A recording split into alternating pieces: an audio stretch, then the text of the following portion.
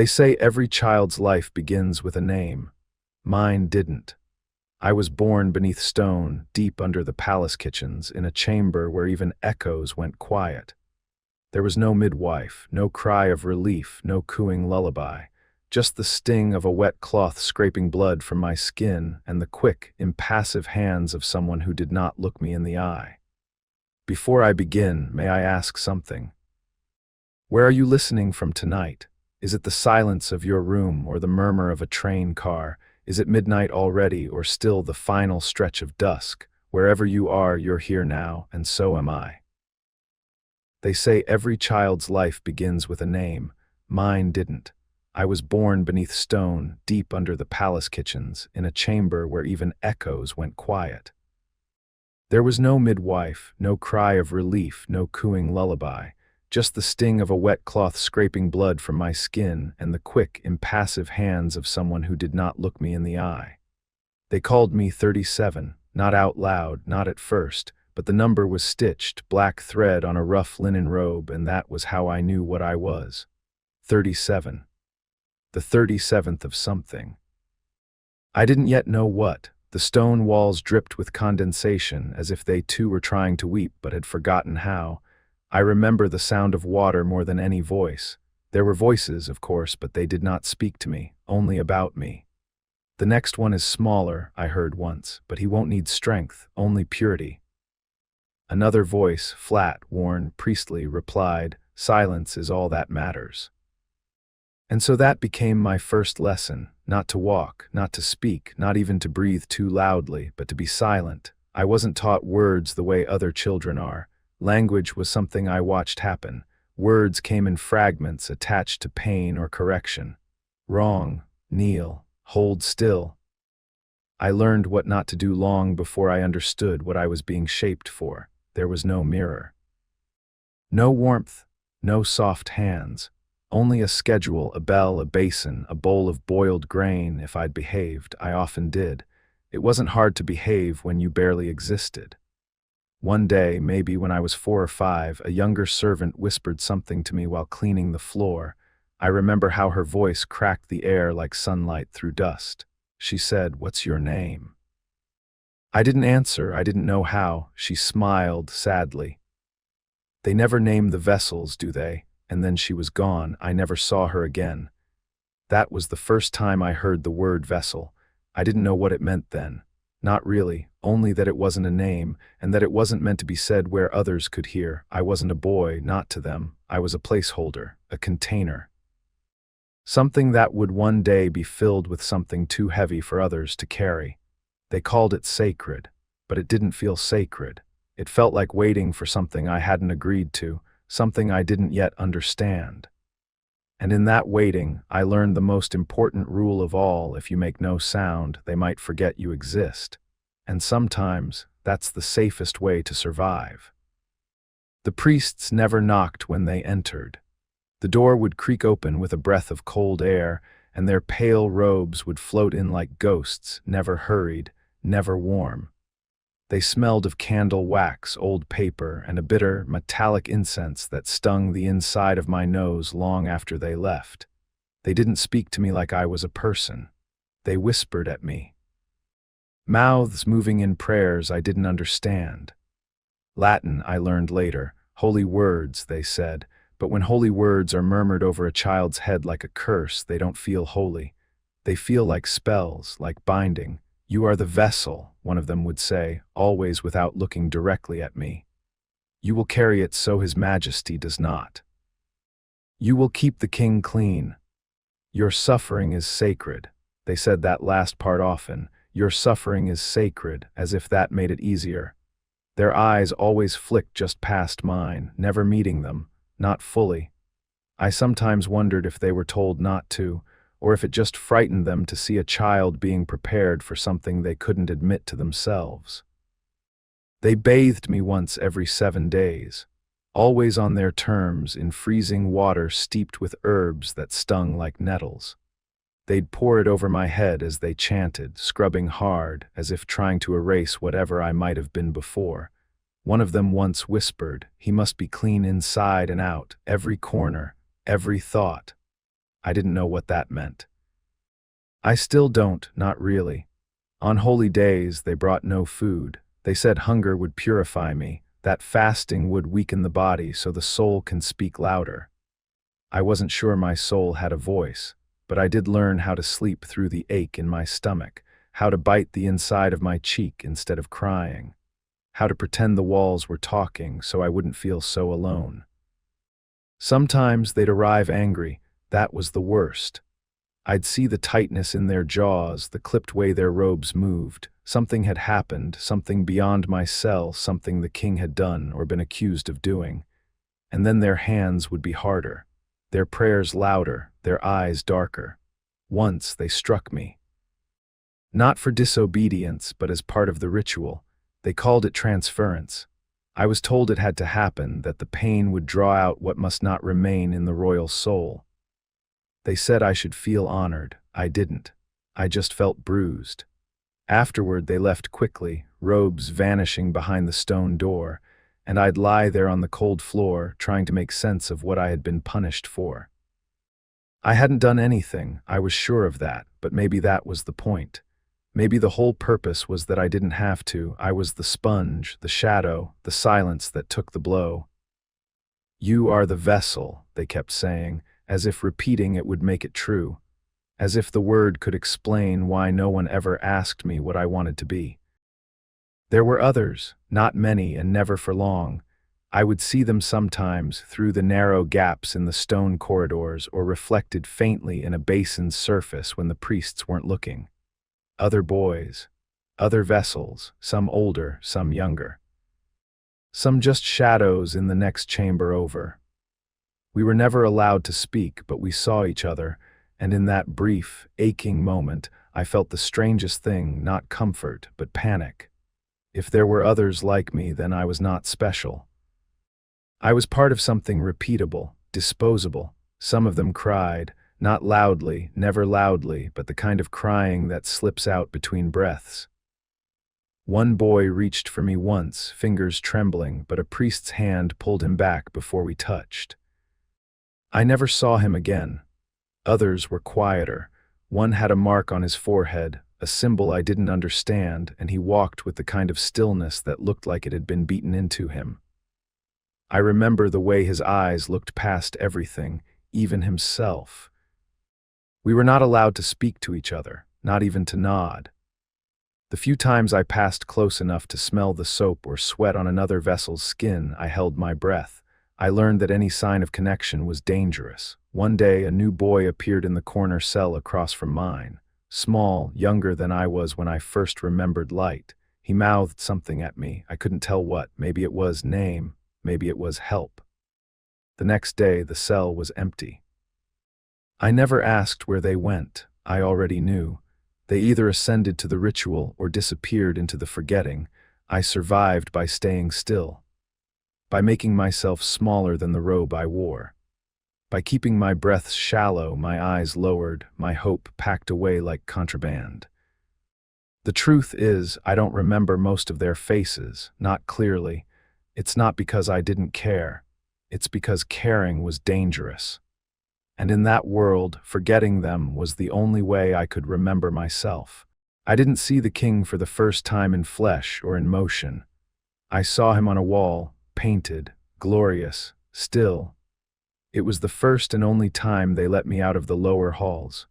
A priest led me, silently, firmly, through a passage that twisted upward like a spiral vein. The air grew warmer, sweeter, touched by candle smoke and the distant scent of lilies. I had never smelled flowers before, not real ones. They brought me to the chapel. Not the grand one above, but a smaller chamber carved directly into the stone behind it, a kind of sacred backstage. There were no pews, no windows. Just one candlelit altar, and above it the king, or rather what the king wanted to be. The mural was twice my height. Gold leaf shimmered on his robe and crown, catching the light like fire frozen in place. His hand was raised in blessing. His eyes, impossibly large, unnervingly round, stared straight ahead. Not at me, not at anything, just outward, detached, watching everything, seeing nothing. I wasn't allowed to look directly at it, of course, but I did. I tilted my head just slightly as the priest knelt to prepare incense. I let my gaze flick upward for no more than a breath. And in that breath, something inside me twisted. All this pain, I thought, for a man I'm not allowed to look at. The robe I wore scratched against my skin. I could feel the raw line on my wrist from the last purification. I remembered the taste of ash and salt water, the bruises on my back, the way the priests whispered about my duty. And it all flowed upward from my hollowed ribs to that painted crown. He looked so untouched. I wondered if he knew I existed, if he knew how many knees had buckled in his name. The priest chanted something behind me, but I didn't listen. I kept staring at the gold crown, so bright it looked like it was still being forged. They called him holy, chosen, anointed, but he looked like a man to me. A man painted too large with too many halos. A man with no dirt under his nails, no eyes that ever wept. I looked away before the priest could see, knelt, folded my hands, pretended I hadn't dared. But in my mind, that mural never left, and neither did the thought that followed me back down into the dark. If this is the man I'm meant to suffer for, why does he look so far from suffering?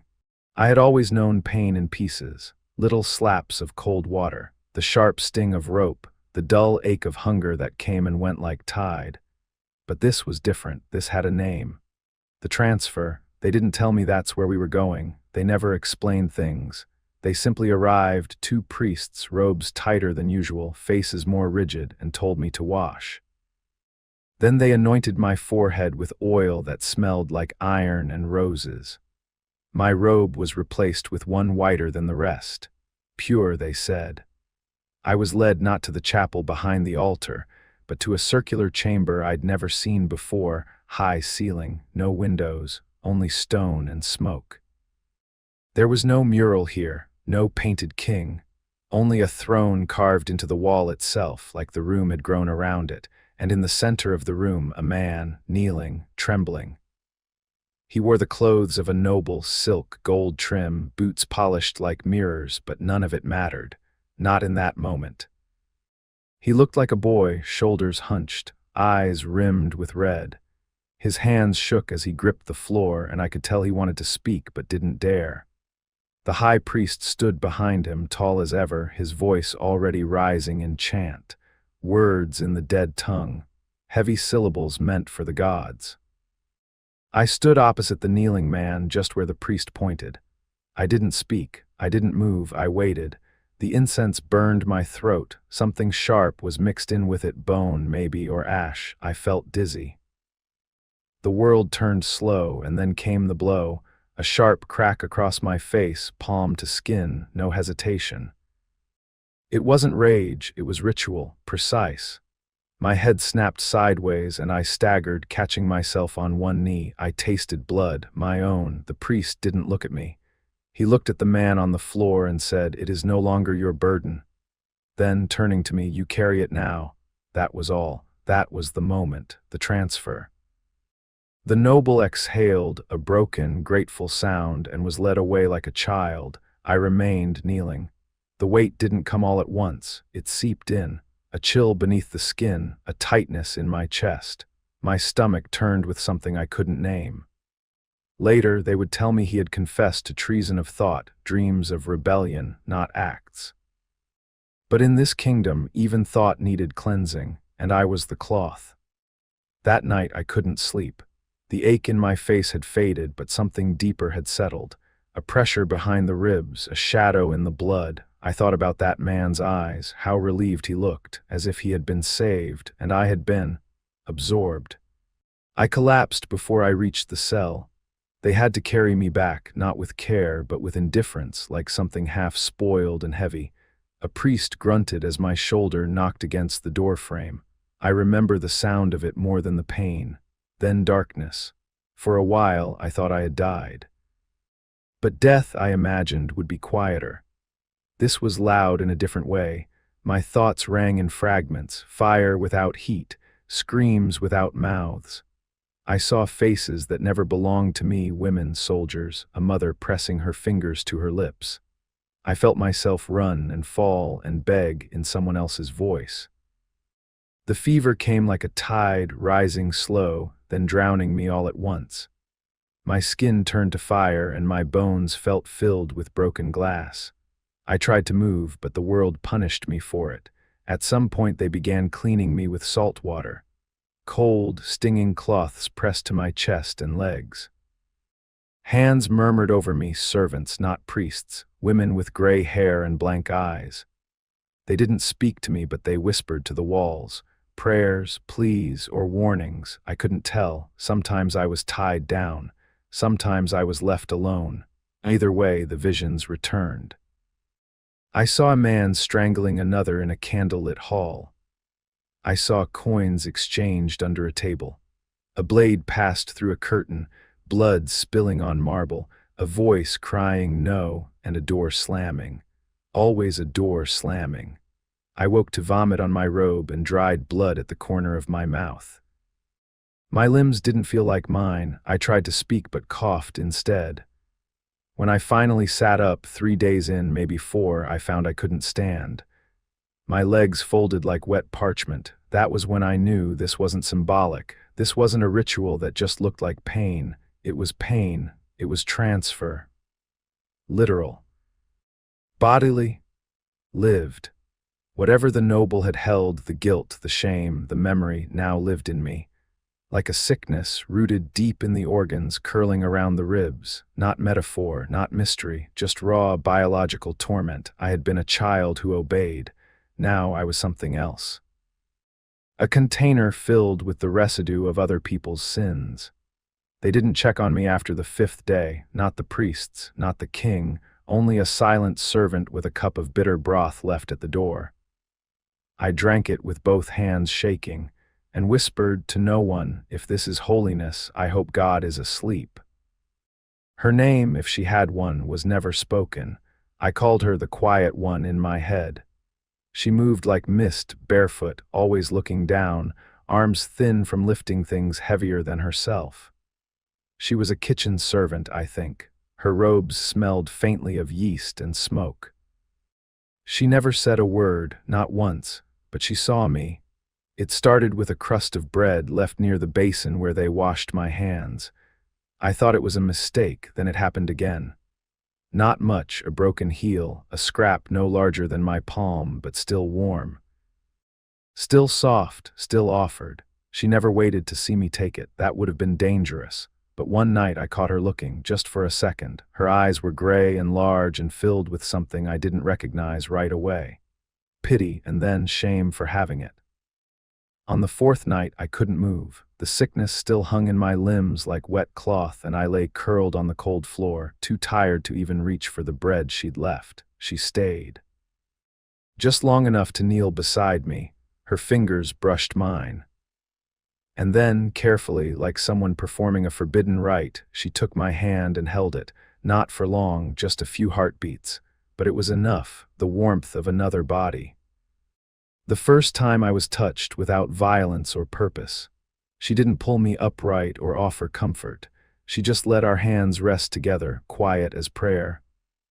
I didn't cry. I wanted to, but I didn't. Even kindness hurt when you weren't used to it. The next morning I woke to silence.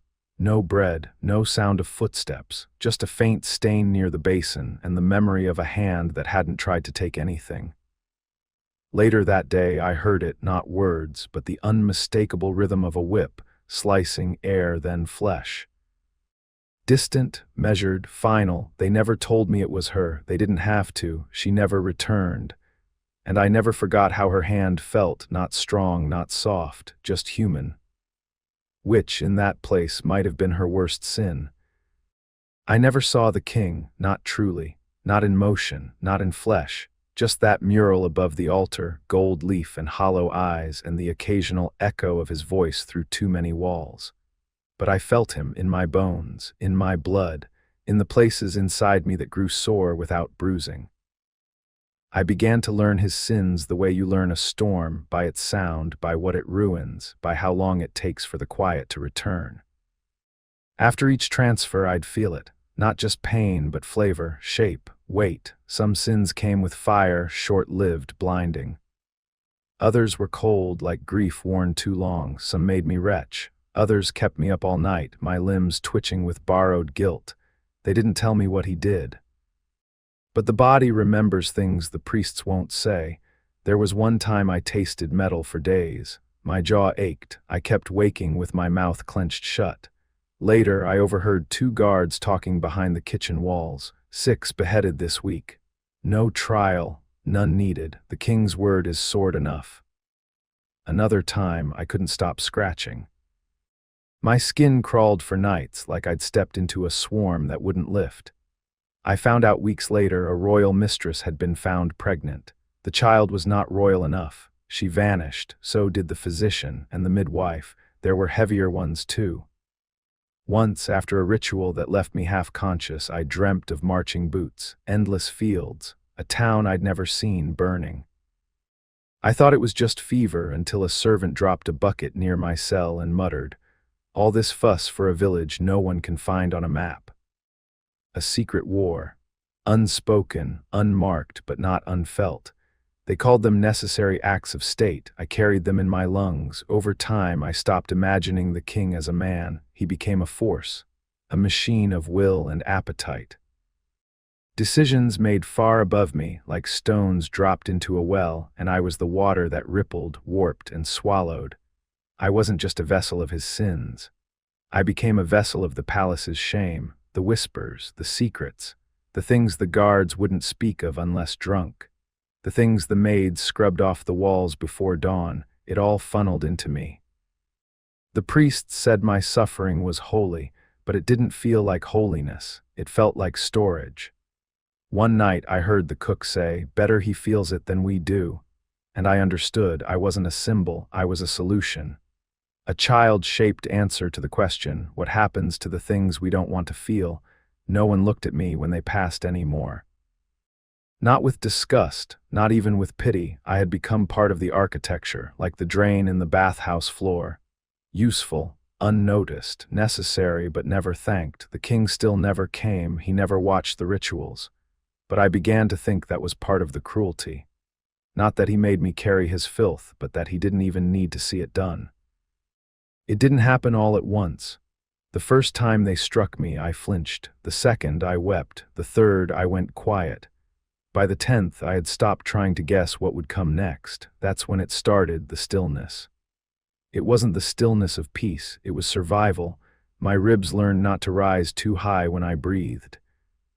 My throat forgot how to cry out. I lay flat, hands open, eyes half-lidded, a posture they called receptive.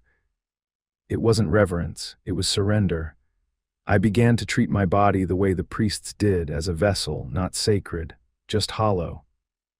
When the rituals began, the smoke, the chants, the cold touch of blessed water, I let my thoughts drift. I didn't fight. Pain, I found, passed through faster when you didn't give it walls to crash against. That was the secret, not endurance, absence. I left myself behind during the ceremonies, not in a grand, mystical way. There were no visions, no light, just detachment, as if I were watching someone else receive the wound. Someone smaller than me, someone quieter. They marked my back with oil and ash. Sometimes they cut small lines into my skin, letting the sin breathe out. They called it purification. I called it routine. Between rituals, I didn't speak unless spoken to. I stopped looking at people's faces. I ate what was given. I moved when told. And slowly they began to look through me like I was part of the stone. That was the safest place to be, not noticed, not questioned, not touched. Even my thoughts began to still. I no longer asked why or who or how many. I stopped imagining escape. I stopped imagining futures. I was skin and bone and silence, and that was enough. Sometimes, in the quiet hours, I'd place my hand on my own chest, just to feel the heart still beating. Just to confirm that something was still alive in there. But even that began to feel like trespassing. The worst pain wasn't the beatings or the fever. It was the numbness that followed. the slow understanding that I could no longer remember what I sounded like when I laughed. I hadn't lost hope. I'd traded it for stillness, for quiet, for the thin thread of survival. And in that trade, I became something less, but also more durable, more obedient, more useful. The priests called it progress. They never realized I was still thinking, that behind the frozen limbs, the blank eyes, the stilled breathe, I was still there. Quiet, yes, but not gone, and while they whispered over me, I listened. I listened to their fears, their hesitations. The things they said when they thought I couldn't understand. I learned what they feared more than sin: witness. I became so still they forgot I was listening. I had begun to think I was the last. Not because I believed they'd stopped, but because I thought they had no need for anyone else.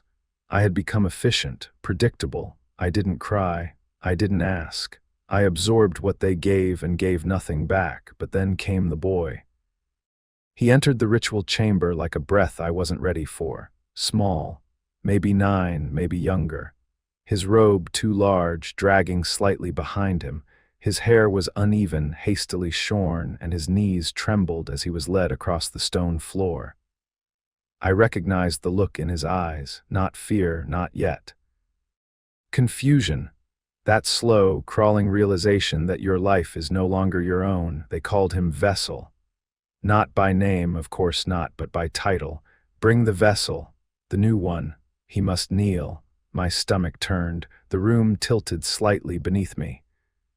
I had never seen another enter the chamber since I was old enough to remember my own rituals. The others, the boys I glimpsed in hallways, the ones who vanished, they had never made it this far, but this one had. They positioned him where I had stood so many times, at the edge of the pattern etched into the floor. The priests murmured. The incense thickened. I watched from the shadows, half shielded behind the column they thought kept me hidden. He shook. His lip bled from where he'd bitten it. And when the high priest stepped forward to strike him, just once, lightly, the beginning of initiation, I saw his shoulders flinch before the blow came. He already knew. Something about that undid me. I wanted to rush in, to stop it, to shout, but I did none of those things. I stayed still, too still. When it ended, he was led away, not through my corridor, but through another. A smaller path for those not yet broken in, but I carried his image with me, his eyes, his silence, the bruise blooming at his temple. He looked like I must have looked years ago before I learned how to vanish into ritual. And something in me whispered, "You're not the only one anymore." It should have been comforting. Instead, it felt like a curse repeated. I wasn't the final vessel. I was just the first one to survive long enough to witness the next. And now the cycle had begun again, a mirror placed before me. Younger, smaller, just as doomed. I wasn't supposed to speak to him, not ever, not even glance too long. But silence, like everything else in that place, could be bent if you knew where the corners were weak. They housed him 2 floors below me, in a room even smaller than mine once was. I found it by accident, or maybe by instinct. There was a pattern to how the guards moved, a rhythm to their distractions. After enough years in the walls, you learn the quietest moments, the gaps between footsteps, between bells, between eyes watching. I saw him through the slats of a storage grate, curled up on a mat of straw, fingers twitching in his sleep. He muttered things I couldn't make out, half dreams, maybe prayers. He looked thinner than before. The bruise had faded, but his spirit had begun to wear out in its place. The first time I left him food, a scrap of bread, hard but edible, I didn't wait to see if he found it. I didn't need to. The next day it was gone, and the next time I passed, he looked stronger, just slightly.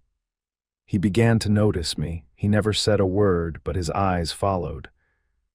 He knew I was the one leaving the bread, and in that fragile, secret gaze, something bloomed between us, not trust, not yet, but recognition. Late one night, when the halls were still and the moonlight spilled like silver down the stairwells, I took a risk. I whispered through the grate, "Don't hold your breath during the smoke, it makes the dizziness worse." No answer. Next night, keep your eyes on the floor, they don't like when you look at them. Still nothing. But the day after, during a cleansing, I saw him do it, eyes lowered, posture stiff. He was listening, so I kept teaching, in murmurs, in crumbs, in glances that lasted just a second too long. Breathe slowly when they anoint your chest. Count the steps before the slap comes. Don't cry or just don't let them see it. I showed him the safest way to kneel. How to position his hands to avoid bruises, how to bite the inside of his cheek without drawing blood. He took it all in like water in dry earth. He was a quick learner, quicker than I'd been. Sometimes I imagined we'd escape, not physically, I wasn't naive, but mentally. Emotionally, if I could keep him whole long enough, maybe the rituals wouldn't take as much from him. Maybe he wouldn't have to hollow himself out the way I had. For the first time in years, I began to believe something could change. I imagined the priests growing frustrated when he refused to break. I imagined a future where the vessel didn't just absorb, he resisted. Even in silence, maybe he wouldn't vanish like the others. Maybe he would survive this. Maybe that would be enough. I didn't think of it as rebellion. I thought of it as mercy. A quiet, invisible act of kindness against a world built to grind the softness out of us. I had once tried to disappear into stillness, but now I wanted him to remain.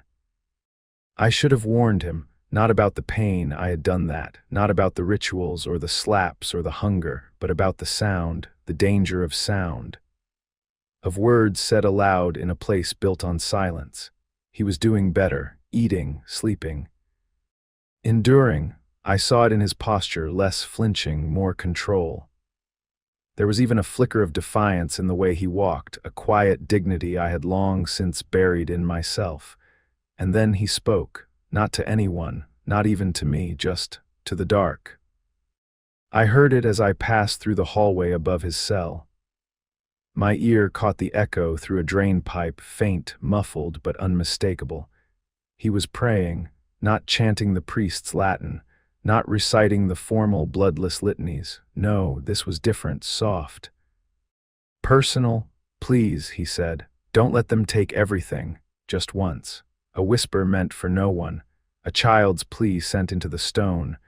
But the walls in that place did not forgive. They listened too well. By morning his cell was empty, no blood, no signs of struggle.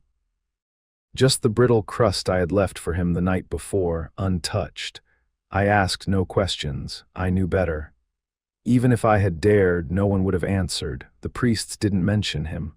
The guards looked past me. The servant who cleaned near his corridor scrubbed a little harder than usual, but said nothing. Later that day, I overheard a passing acolyte mutter, his soul wasn't fit for burden. Another answered, it's mercy, really. If he can't contain sin, better to return him to dust. Mercy. That's what they called it.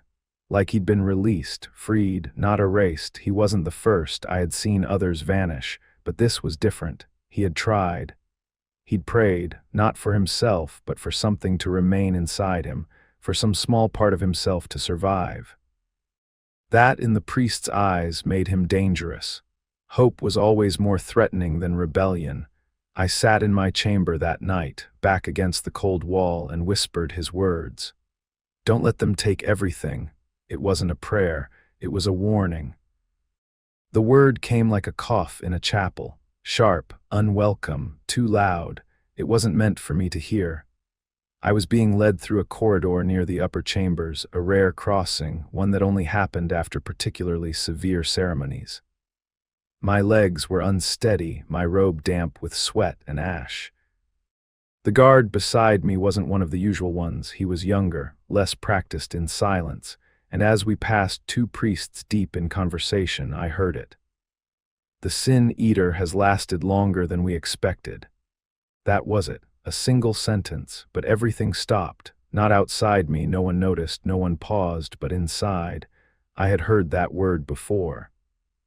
Once, maybe twice.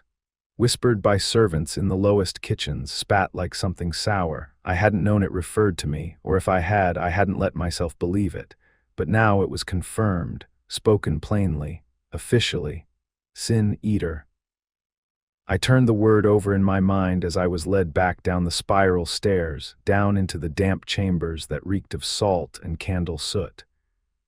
The syllables felt sharp, like stones in the mouth. What struck me most was how ordinary it sounded in their mouths. Not a curse, not an honor, just a label spoken like the title of a servant or a butcher. I had always been told I was the vessel, that my purpose was sacred, ritual-bound, that I carried, held, absorbed. But this, Sin Eater, was different. This was consumption, this was filth. A vessel is washed, prepared. An eater is fed with rot, with what others cast away. And I realized with a clarity that made my hands go cold that had always been the plan.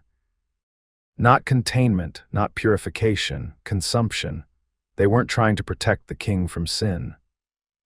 They were feeding his sins into me until I was too full to move, to think, to be. No wonder I dreamed of blood. No wonder my breath sometimes caught in my throat without reason, as if someone else's guilt had tangled there. This was my ending always. Not a ceremony, not a release, just more burdens, more secrets, more weight, until there was nothing left of me but a shadow bloated with other men's wrongs. I wondered how many Sin Eaters there had been before me, if 37 was just a number or a grave count. If the bones beneath the chapel floor whispered to one another in the silence. I sat on my mat that night, watching the candle burn lower and lower, and I whispered the word again. Sin Eater. It no longer frightened me, but it made me feel smaller, not because I understood it, but because finally I did. The mirror was broken already.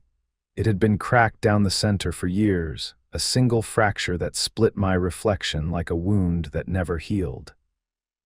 They'd hung it high on the wall above the washing basin, not for vanity, that was forbidden, but for surveillance. So the priests could see if we obeyed even when we were alone. But one day it slipped, a loose nail, a sudden draft, it fell and part of it shattered. They cleaned it in silence, gathering the larger pieces. But one shard, small, dull, with a curved edge like a crescent moon, slid under the mat where I slept. They missed it, I didn't. I hid it for days, maybe weeks, pressed between folds in my robe, beneath the straw, beneath the silence. I didn't know what I was waiting for, maybe courage, maybe certainty, maybe pain that belonged entirely to me, because that was the thing they gave me wounds. Plenty, but never on my terms, never in my name, and I needed something that was mine. The ritual that week had been harder than usual, 2 nobles, a sin of betrayal whispered in a foreign tongue. They brought in red wax and burned it onto my chest, said the fire would seal the transgression. I didn't scream, but I shook afterward. My hands wouldn't stop twitching. That night I took the shard. I sat in the corner of my cell, knees drawn to my chest, and pulled the robe off my shoulder. The skin there was pale and freckled with old bruises, a map of everything I wasn't allowed to name. I placed the shard against it, just below the collarbone where the priests never marked me. And slowly, carefully, I carved a line, not deep, not dangerous, just enough to bleed, just enough to feel, a single mark, diagonal, mine. It wasn't a rebellion, it was a record. A tally mark in a life where no one counted my days. As the blood welled up, dark, honest, I felt something strange, not pride, not guilt, just ownership. They had filled me with the weight of other people's sins, branded me with symbols I couldn't read, scarred me with ritual. But this one, this scar, it was mine. Chosen, placed with purpose. They gave me wounds. I gave myself one truth, that I was still here, that I could still choose, even in small ways. That even in a life dictated by obedience, there remained one corner, just one, they hadn't taken yet, and I etched that corner into my skin. It wasn't escape I wanted, I knew better than that. The walls were too thick, the guards too many, and even if I made it beyond the gates, where would I go? Who would believe me? What language could I use to explain what I'd been made into? But there's more than one kind of rebellion. Mine began with crumbs. Not metaphorical ones, actual scraps of bread, dried fruit, a torn bit of cheese left behind by a careless priest. I began hiding them in the hollow behind a loose stone in the wall near my bed. Not because I was hungry, not exactly, but because it felt like control. A secret no one else owned. Then I started watching. Not just surviving, but noticing. When the guards changed, which priests walked with a limp, which corridor creaked louder than the others, which servant let her eyes linger too long on the vessels and then looked away, ashamed. I began memorizing things. Not holy texts, I'd learned not to put faith in those, but phrases they used. The way they worded their sentences when the king had done something terrible, the euphemisms. A great weight has been lifted. A burden now shared. The cleansing was thorough. I wrote none of it down, I couldn't, but I kept it all in my head, a growing archive of shame. Because I understood something now, if I was going to die here and I would, then someone had to know, not the priests, not the nobles, someone else, even if they didn't believe the story. Even if they heard it centuries later, buried in rumor and ash, it would be there. I started carving more marks under my robe, not wounds, lines, codes, one stroke for each sin I carried that hadn't been spoken aloud. I counted 37 by the end of that winter. 37 weights pressed into my chest. 37 secrets they had no idea I remembered. For the first time in my life, I didn't feel like a vessel, I felt like a witness. And witnesses are dangerous, because they don't just suffer, they remember. The halls had always been quiet, controlled, voices were measured, footsteps soft, rituals delivered like clockwork, even suffering had a rhythm. But that night the rhythm broke. It began with hurried steps, not just one many, boots, not sandals, the echo of metal at hips, then whispers, urgent, frantic, words half swallowed by fear. I didn't recognize the tone at first, I'd never heard priests sound uncertain. I sat up on my mat, fully alert. The candle outside my cell was unlit, a break from routine. Something had gone wrong. Then came the door. It slammed open so hard the hinges groaned. Two robed figures stood there, not waiting for me to rise. They grabbed me under the arms and pulled, not guiding, dragging. I didn't resist, I didn't ask, but inside me something tightened. This sin was different. We passed servants huddled near stairwells, faces pale. One crossed herself. Another looked away entirely. No one dared speak. The air was colder near the chamber. Or maybe it only felt that way because of what I saw. The high priest was already inside, no robe, just a dark cloak I had never seen before.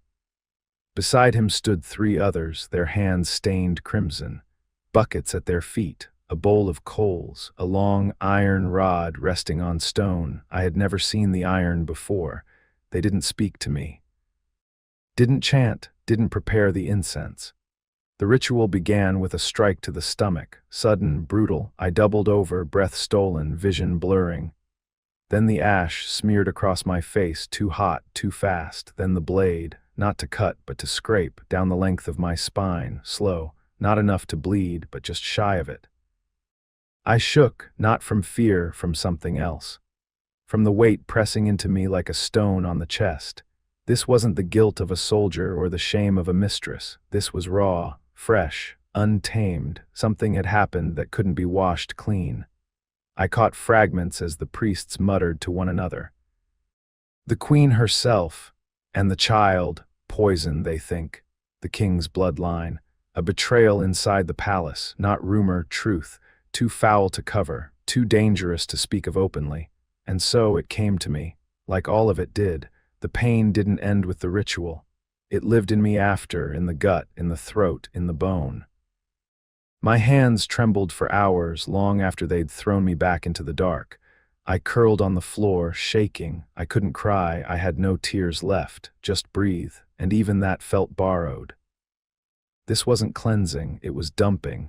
A deluge of rot so heavy they couldn't even disguise it with prayer. I had taken many sins before, but this one had weight. It happened without ceremony. No trumpets, no procession, no priests chanting in a dead tongue to warn me of holiness. Just two guards who opened my door with less force than usual and said, "He'll see you now." I knew who they meant. I had always known. They didn't dress me differently. No fresh robe, no oil, no chance. Just the same damp cloth on my back and the soreness in my legs as they guided me up through the corridors I'd only seen in fragments. Hallways with velvet-lined walls, polished marble floors that hurt my bare feet. Then the door.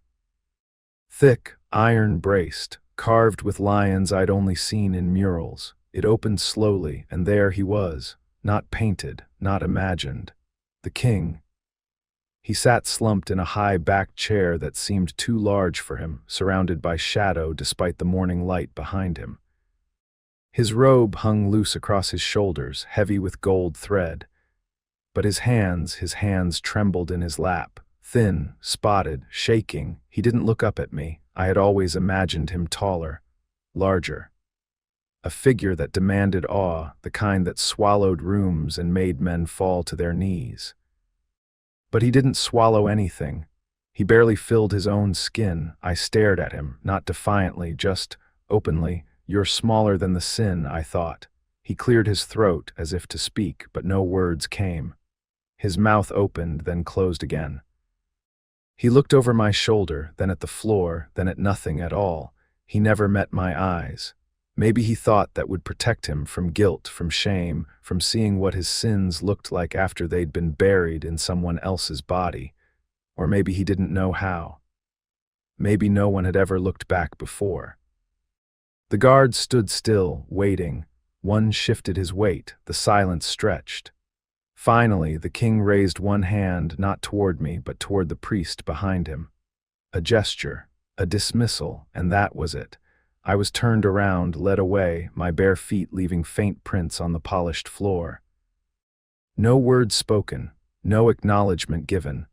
But as the doors shut behind me, I didn't feel rage or fear or reverence. I just felt hollow. Because now I had seen the man, and he was not a monster, not a god, just a man afraid to look. I didn't make it back to my cell. My legs gave out halfway down the stairwell. The world tilted once and then folded inward like closing doors. I felt the cold of the stone first, then nothing. No hands caught me, no voice called my name. They left me there, crumpled on the steps like a robe someone had discarded. Time melted after that. Days, maybe, hours, I couldn't tell. I only know I drifted. Somewhere below pain, but not beyond it. My chest ached with every breath. My stomach clenched and loosened without rhythm. My body was failing, not from one wound, but from all of them layered together. And in that dark, heavy place, I began to dream. At first, the images were broken, flash fire glimpses of past rituals. The burning bowl, the iron rod, the high priest's mouth whispering things I was never meant to understand. Then slowly the images softened. A hallway, the scent of bread and her, the mute servant, the one who held my hand once long ago when kindness was still something I didn't know how to accept. She looked just as I remembered, robes smudged with ash, fingers thin and trembling, but her face, it was clear now. Calm. As if she had found a peace I had never been allowed, she knelt beside me just like she had that night, only this time I could hear her voice. "You carried more than one man's burden." I wanted to ask her what she meant, but I couldn't speak. My lips moved, but no sound followed. She placed her hand over my heart, gently, like someone smoothing wrinkled cloth. "They gave you sin," she whispered, but it wasn't only his. Behind her I saw other faces. Faint, flickering like candlelight reflected on water. The boy who prayed too loudly, the older vessel with the blank eyes, even the noble who trembled on the ritual floor, all of them watching, all of them silent. She leaned closer, her voice just a breath now. "They buried their fear in you. Their shame, their cruelty, and called it sacred." The warmth of her hand burned into my chest like a seal, then she was gone. I woke choking. My body curled in on itself, the stone floor slick beneath me, my robe stuck to my skin. I had bitten my tongue in the night, blood filled my mouth. My joints screamed when I tried to move. But I was alive. Barely. The hallway was silent, dust drifted through the light from a narrow slit in the ceiling above. The stairwell I had collapsed on was empty. No one had come, no one had checked, I wasn't missed. I dragged myself back toward the cell, inch by inch, hand over hand, smearing blood and sweat across the floor like a trail of proof that I had been there. That I had survived. My body felt hollowed out, not clean, never clean, but scraped thin, like the inside of a bowl used too many times. I could still feel her hand, still hear her voice, and I believed her. This wasn't just the king's burden. It was the weight of everyone who'd learned to stay silent and needed someone else to carry what that silence cost. It began with a sound I hadn't heard in years, shouting. Not the chanting of priests or the low barks of guards, but something raw, human, loud in a way that made the stones shake. At first, I thought it was a dream. My fever hadn't fully left me and the pain still clouded everything. But then came the clatter of wood splintering, the crash of glass, and above it all, voices. Hundreds of them, not begging, not whispering, demanding. The city had awakened. I crawled to the edge of my cell, pressing my face to the small grate that let in a slice of light from the upper levels. The sounds rose from beyond the palace gates, steel against steel, fire crackling in windows that were never meant to burn. Through the grate I saw smoke, red, thick, and for a moment the impossible pierced the walls that had once seemed eternal. The people had come. Rumors had trickled down for years, even into the stone veins of the palace. Tax riots, bread shortages, the cost of silence, but nothing ever reached us, not really, not until now. They were inside. I heard footsteps running past my corridor, not guards, not priests, feet that didn't know how to move in reverent patterns, boots that stomped without apology, and voices, loud, furious, breathless. We want names. Where are the children? Where's the king? Then came the screams, not from commoners, from priests. I heard one dragged down the stairs, his voice climbing an octave I'd never thought possible from someone who claimed holiness. Another tried to bargain, swearing innocence between gasps, his words drowned by the roar of a crowd that had heard enough promises. No one came to the ritual chamber. No incense, no bells. No scrolls read aloud. The door to my cell remained closed, but it felt lighter somehow. As if the walls themselves had shifted, not broken, not yet, but listening. I sat in the dark, the echoes of the riot vibrating through the stones like a heartbeat. I thought of all the ceremonies I had endured, all the confessions that weren't mine. All the sins poured into my body to keep theirs clean. And now the people were asking for truth. I wondered if they would find it, if they would break into the high halls and see the gold-soaked lies for what they were. If they'd ever look down far enough to find the children buried under it all. Somewhere above, something exploded, not with fire, but with fury. A statue, maybe, or a door torn from its hinges. The king's name was shouted and then spat and then lost in the noise. I curled against the wall, breathing in the heat and smoke that finally seeped through the cracks. It didn't smell like incense, it smelled like change. And for the first time in my life, I wasn't the one being cleansed. At first I thought it was a trick of the light. The door, the same heavy, iron-braced slab that had groaned shut behind me every day for as long as I could remember, was open, not wide, just enough, a breath, a hesitation. A mistake. I stared at the gap for a long time. No guards stood outside, no priests muttered blessings. No footsteps approached from the corridor. The riot above had either moved on or swallowed them whole. It was just me and the open door. And a silence that no longer felt holy, just empty. My body ached, every joint screamed, my legs hadn't held my weight properly in days, my mouth was dry with blood and dust. I moved like a wounded animal, slowly, trembling, dragging myself across the stone. It took longer than it should have. But I reached it. I reached the threshold. The light from the corridor struck me like something foreign, not warm, not comforting, but real, a color I hadn't seen in years. Dust swirled in the air like ghosts trying to decide if they should follow. I looked back once, not because I wanted to stay, but because some part of me didn't believe this was happening. That the chamber, the place where I had been broken, hollowed, filled and refilled with the shame of others, was no longer sealed. For so long, the door had been the line between obedience and punishment, between silence and nothingness. I had been trained to wait behind it, to kneel when it opened, to fear what lay beyond it, but now it waited on me. I pulled myself into the corridor, inch by inch, fingernails scraping against stone. My breath came in short, sharp gasps. I left a trail behind me, blood, sweat, the soot from 100 rituals. No one stopped me, no one even looked. The palace had turned in on itself. Whatever order once ruled it had collapsed under the weight of too many secrets. I was no longer needed, not even remembered. And that, more than anything, was what let me through. The quiet didn't feel sacred anymore. It felt abandoned. I passed the mural of the king as I crawled, gold leaf flaking from his crown, dust gathering in his painted eyes. He looked less eternal than he used to. He looked like someone whose sins had finally found him. I didn't know where I was going. I had no map, no name, no plan, just forward, just away. The priests had taught me to hold pain, to absorb guilt, to bleed without asking why, but they had never taught me this. They taught me to carry sin. They never taught me what to do with freedom. The world outside the palace was not what I expected. It wasn't brighter, it wasn't cleaner, it wasn't even louder, it was quieter. Not the kind of silence I had known, the suffocating kind, filled with rules and rituals. This silence was lived in.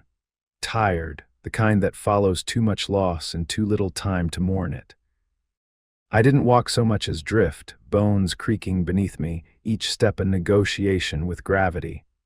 I passed broken carts, doors swung open, windows shattered from within. Smoke still curled from distant rooftops. Somewhere a dog barked once, then fell quiet.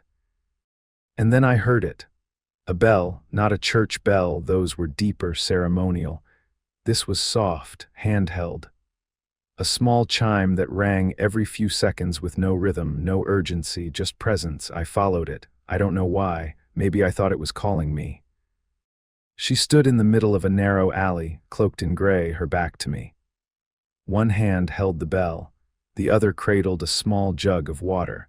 Her hood was pulled low, but her posture was relaxed, not afraid, not alert, just steady. She didn't turn when she spoke. You walk like someone who should have died already. Her voice was old, not in age, but in weight. Like it had been used sparingly over a lifetime of saying only what mattered. I didn't answer. I didn't trust my voice to come out as anything more than a rasp. She turned slowly, revealing a face lined by sun and sorrow. Eyes the color of ash. She didn't flinch when she saw me, the blood, the bruises, the robe stained with 1,000 borrowed sins. She just lifted the jug and poured water into a clay cup. "Drink," she said. "You look like someone who remembers too much." I took it. My hands shook.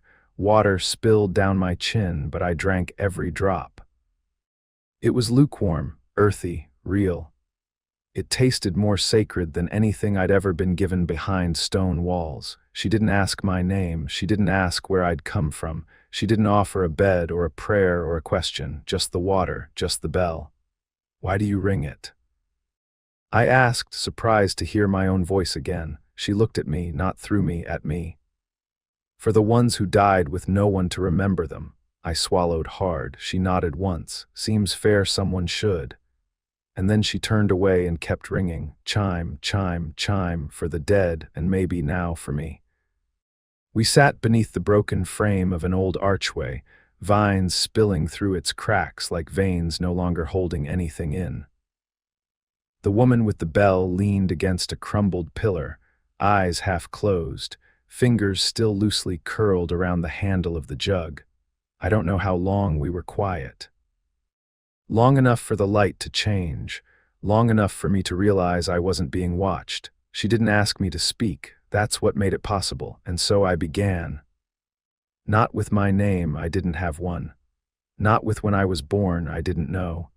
Just the truth, raw and heavy, the way it had always lived in me, unspoken. Fermenting, burning from the inside out, I told her about the chamber, the cold floors, the way they taught me to kneel before I could speak. I told her about the priests, their whispers, their fear disguised as devotion, about the bread scraps, the mute servant, the boy who prayed too loudly and disappeared. I told her about the rituals, how they made pain into sacrament, how sin was a liquid and I was the cup they poured it into. How it wasn't symbolic, not to the body, not to the mind. I told her about the king, how I saw him only once. How he never met my eyes. I described the sicknesses that weren't mine, the fevers, the dreams, the shame that clung to me like smoke long after the incense had faded. I told her I was called a vessel, then a sin eater, that I had survived longer than I was meant to. That I once carved a line into my own shoulder just to prove something still belonged to me. I don't know how long I spoke. It poured out, unspooling in jagged breaths, not like a story but like blood from a wound too old to clot. She didn't interrupt. She didn't weep. She didn't tell me I was blessed or chosen or brave. She just listened. And her silence, her stillness, was gentler than any prayer I had ever heard. It didn't wrap me in false comfort. It didn't demand I call what happened holy. It let me be. When I finished, I felt hollow.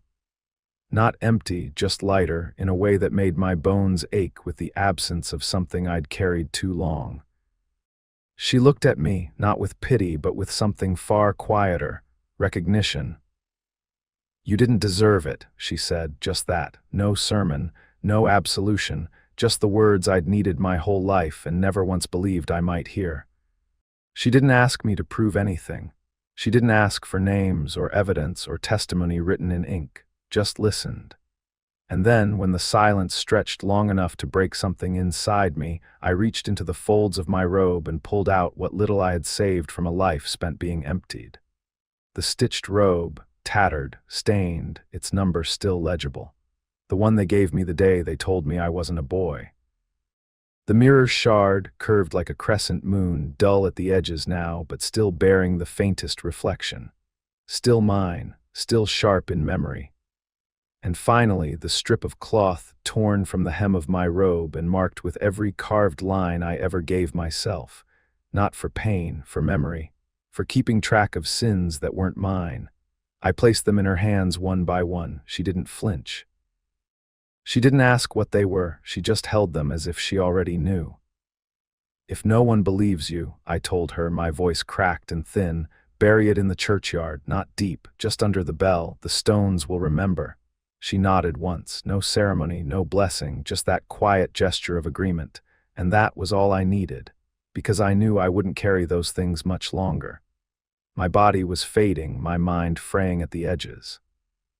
But she, the woman with the bell, would still walk the alleyways, still listen, still hold stories that were never written. And now she carried mine, not to cleanse it, not to sanctify it, just to keep it from vanishing. Let them forget my face, let them erase my number. Let them burn the records and repaint the walls. But somewhere under the bell the truth would sleep, and the stones would remember. The edge of the city came without warning. One moment, stone and soot and echoes of shouting. The next, quiet earth.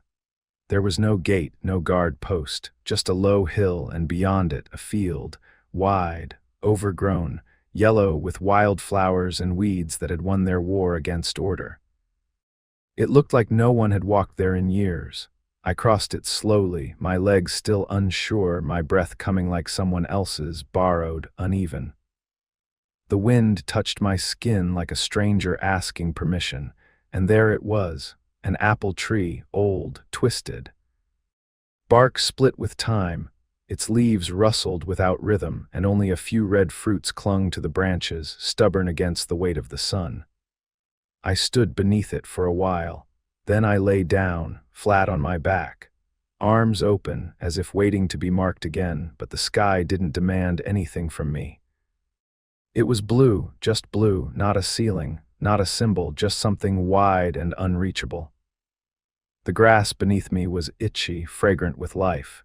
A bee passed near my ear and I didn't flinch. For once, there was nothing to brace against. I breathed in slowly, salt water. Not real, but remembered the sting of it in ritual basins, the way it burned cracked skin. Then blood, mine, theirs, the endless iron tang of it, how it soaked through cloth and ceremony alike. Then fire, the scent of scorched parchment. Burning wax, flesh once or twice, though no one ever admitted it. These were the smells that had defined my life. The elements they taught me to call holy. And yet, here in this field, the only scent that lingered was crushed grass and fallen apples. No chanting, no hands pushing me down, no shame pressed between my ribs, just sky and breath and dirt. I didn't think of escape, I didn't think of revenge.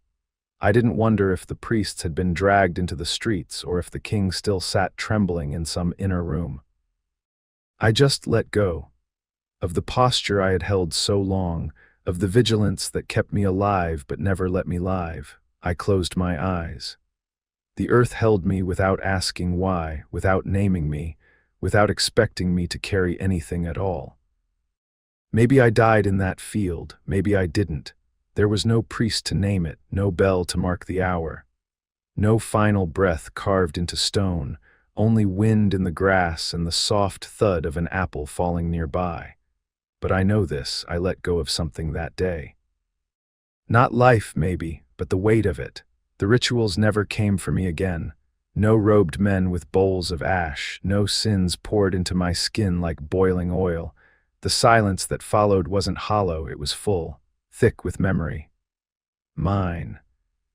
Time passed, or maybe it didn't. Some days I think I walked away from that field. Other days I think I'm still lying there. Still looking at the sky, the same way I looked at the mural of the king, wondering why power needs so many lies to hold itself up. But I am still here, in this voice, in these words. You've heard me now, and that's more than I ever expected. They erased my name before I even knew it. Buried it beneath titles, numbers, robes, rituals. Taught me to flinch when kindness came too close. Taught me to bleed in silence, to carry sins too large for anyone to admit aloud. But they couldn't erase what I carried, not just the weight of their shame, not just the bruises or the scars or the sickness, but the truth. That beneath it all, beneath the ash and the blood and the silence, I was still a person. And even if no one ever said my name, even if history forgets I ever knelt in those chambers, I was there. I endured, that matters, more than revenge, more than justice. More than anyone will ever write in the books they keep up in those clean, cold towers. I lived in the shadows of kings. I held what no one else dared touch. I was a child who became a vessel, and a vessel who became a ghost, and a ghost who now becomes a voice. And this voice, mine, doesn't need a name to be real, just ears. Just silence enough to be heard. So if you've listened this far, if you've stayed with me through the dark, then maybe that's enough. Maybe that's all I ever wanted, to be known, even once, even quietly.